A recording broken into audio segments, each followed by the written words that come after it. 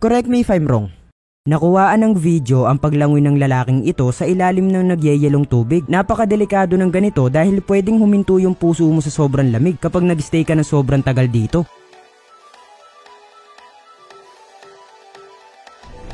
Ang mga basking sharks ay sinasabing may habang 32 feet at may bigat na 13,000 pounds. Ayon sa pag-aaral ay ang mga species na ito ay maliliit lang yung mga ngipin. Mahilig silang magbuka ng kanilang mga bibig para makakuha ng mga tunay-tuneladong plankton. Sinasabing hindi naman threat sa mga tao yung mga species na ito at mabagal din silang gumalaw. Pero syempre wag mo silang masyadong lalapitan dahil baka malunok ka nila.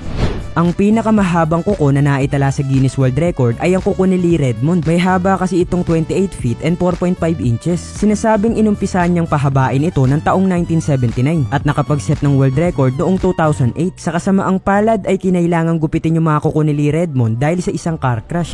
Ang painting na kung tawagin ay The Hans Risisim ay may sobrang nakakatakot na backstory. Sinasabing ang painting na din na ito ay may napakalakas na sumpa. Ayon sa pag-aaral ay ginawa ito ni William Stoneham at ng kanyang mga kaibigan noong 5 years old pa lamang siya. Marami sa humawak ng painting na ito ay kinalaunang namatay. Ayon din sa dating may-ari na bumili nito ay nakuhaan daw nila sa motion sensing camera ang paglabas sa frame ng batang nasa painting. Maraming tao ang nagsasabi na ang kwento na ito ay gawa-gawa lamang para mas mai-market pa ang painting na ito sa mas malaki pang halaga. Pero ikaw, ano sa tingin mo? Maraming salamat sa palaging panonood ng video mga master. Noong November 24, 1971 ay naganap ang pinakamisteryosong pag-hijack ng eroplano. Sinasabing si Daniel Cooper ay hindi na nakita matapos niyang hijackin yung isang eroplano. Dala-dala yung ransom money na may halagang $200,000.